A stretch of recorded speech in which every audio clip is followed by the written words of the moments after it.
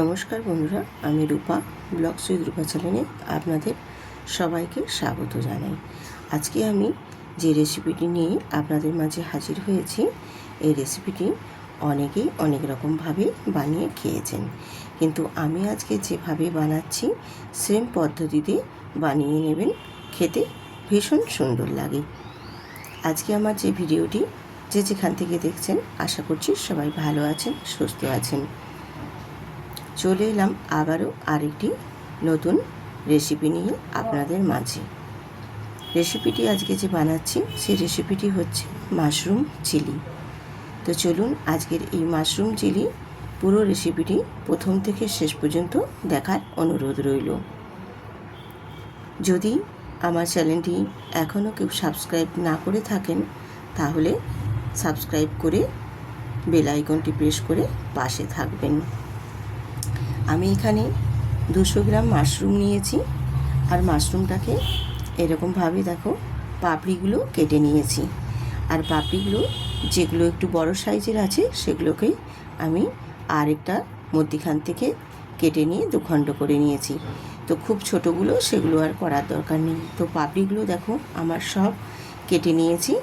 কেটে নিয়ে এবারে এইটাকে আমি একটু পাত্রের মধ্যে জল নিয়েছি, আর সেই পাত্রের মধ্যে জলের মধ্যে এবারে দিয়ে দেব 1 চামচ নুন।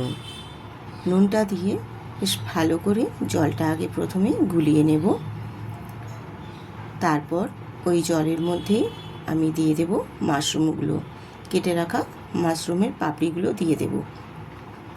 কারণ যেহেতু এটা মাশরুম একটা ছত্রাক জাতীয় জিনিস, সেই জন্য একটু নুন জলে ধুয়ে নিলে এর ভেতরের পোকামাকড়গুলো সব খুব ভালো মতো বেরিয়ে যাবে। তার জন্য আমি এই মাশরুমগুলোকে প্রথমে নুন জলে ভালো করে একটু ধুয়ে নিচ্ছি। এরপর এগুলোকে এই নুন জল থেকে তুলে নেব। তুলে নিয়ে তারপর আমি আবারও ভালো ফ্রেশ জলে 2-3 বার ধুয়ে তারপর আপনাদের কাছে নিয়ে আসছি। তো দেখো আমি আরও 2-3 বার জল পাল্টে বেশ ভালো করে ফ্রেশ জল দিয়ে ধুয়ে নিয়েছি। ধুয়ে নিয়ে তারপর আমি এগুলোকে একটু জলটা ঝরিয়ে নিয়েছি, ঝরিয়ে রেডি করে নিয়েছি। এরপর চলে এলাম, একটা পাত্র নিয়েছি, আর পাত্রের মধ্যে এখানে 4 চামচ নিয়ে নেব কর্নফ্লাওয়ার। 4 চামচ কর্নফ্লাওয়ারের সাথে দেব 3 চামচ এখানে ময়দা। তোমরা ময়দার পরিবর্তে চালের গুঁড়োও নিতে পারো। আর দিয়ে দিলাম এখানে প্রয়োজন মতো যতটা নুন লাগবে সেই মতো দিয়েছি। আর দিলাম এখানে কাশ্মীরি লঙ্কার গুঁড়ো 1/2 চামচ, 1/2 চামচ জিরে গুঁড়ো, 1/2 চামচ ধনে গুঁড়ো দিয়ে শুকনো উপকরণগুলোকে বেশ ভালো করে একটু মিশিয়ে নেব।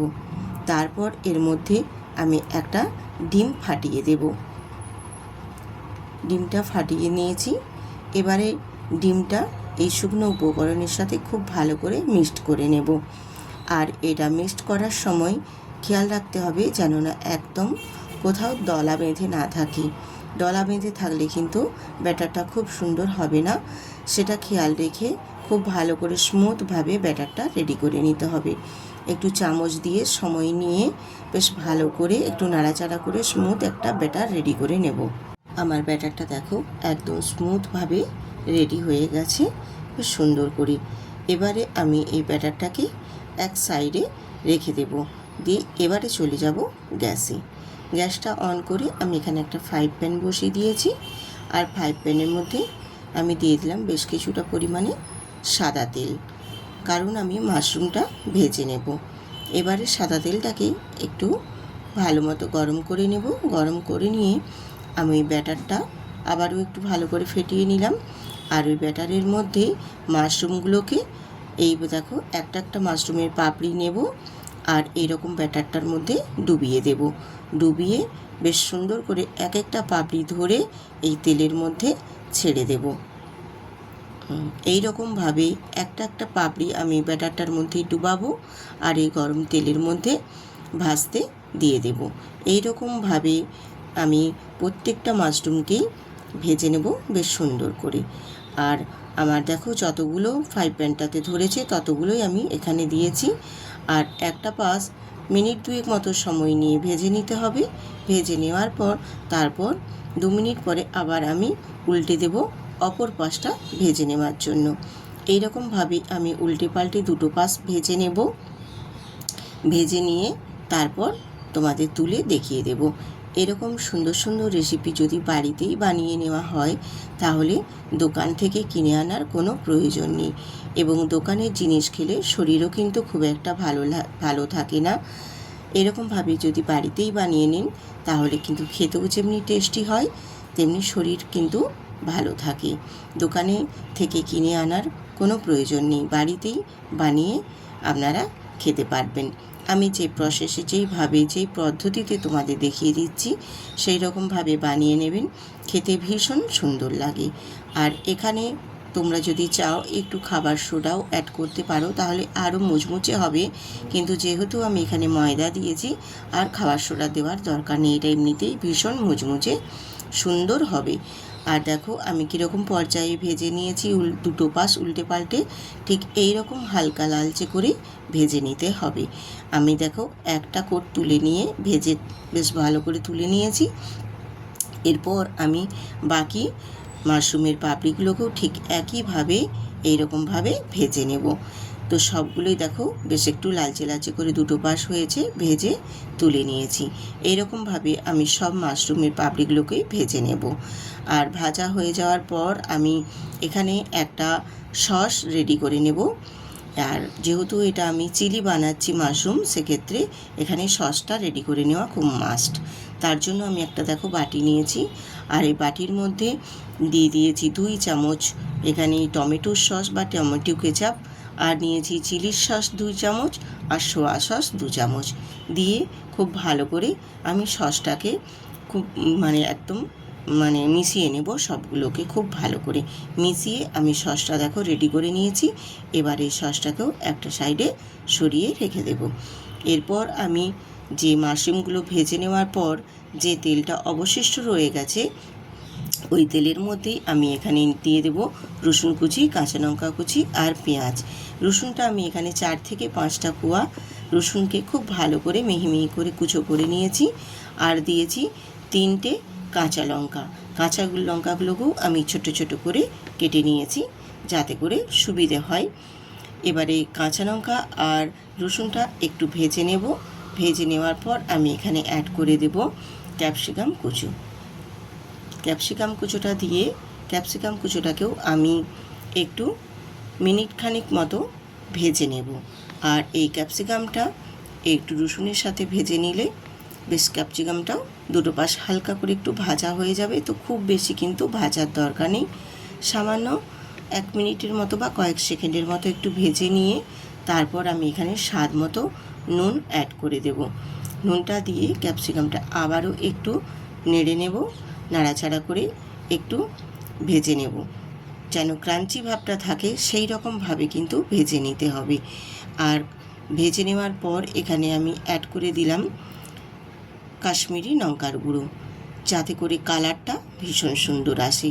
আর আমি ঝালের ক্ষেত্রে এখানে দিয়েছি কাঁচা লঙ্কা, তোমরা চাইলে আরও একটু বাড়িয়ে নিতে পারো। আমি 3টে দিয়েছি, যদি তোমাদের ঝালের পরিমাণটা আরও বেশি মনে হয় সেক্ষেত্রে আর একটু বাড়িয়ে নিতে পারো। আর এখানে আমি দেখো কিউব করে পেঁয়াজের খোসাগুলোও ছাড়িয়ে নিয়েছি, এই পেঁয়াজের খোসাগুলোও দিয়ে দিলাম আমি এই ক্যাপসিকামের মধ্যেই। দিয়ে পেঁয়াজ আর ক্যাপসিকাম দুটোকেই বেশ একটু সময় নিয়ে মিনিট 2 মতো আমি নাড়াচাড়া করে নেব। এরকমভাবে একটু সময় নিয়ে ভেজে নিলে বেশ খেতে ভালো লাগে। আর এরকমভাবে যদি একটু নাড়াচাড়া করে নেওয়া হয় তাহলে পেঁয়াজ আর ক্যাপসিকাম দুটোরই স্বাদটা কিন্তু বেশ সুন্দর আসে। এবারে আমি এখানে সসটাও অ্যাড করে দিলাম। সসটা অ্যাড করে দিয়ে সসটা পেঁয়াজ আর ক্যাপসিকামের সাথে একটু সময় নিয়ে এটাও আমি মিনিট 2 মতো একটু কষিয়ে নেব, তাহলে কালারটা ভীষণ সুন্দর আসবে। আর এই সসের যে সমস্ত কিছু মেজারমেন্টটাও খুব ভালো মতো বেশ সেট হয়ে যাবে। আর এরকমভাবে যদি একটু 2 মিনিট মতো সময় নিয়ে কষিয়ে নাও পেঁয়াজ আর কাঁচা লঙ্কার সাথে, তাহলে কিন্তু কালারটা বেশ সুন্দর আসে। আর এরপর আমি এখানে অ্যাড করে দিলাম সাদা তিল। সাদা তিলটা যদি বাড়িতে থাকে তাহলে দেবেন, না থাকলে না দেবেন, কোনো অসুবিধে নেই।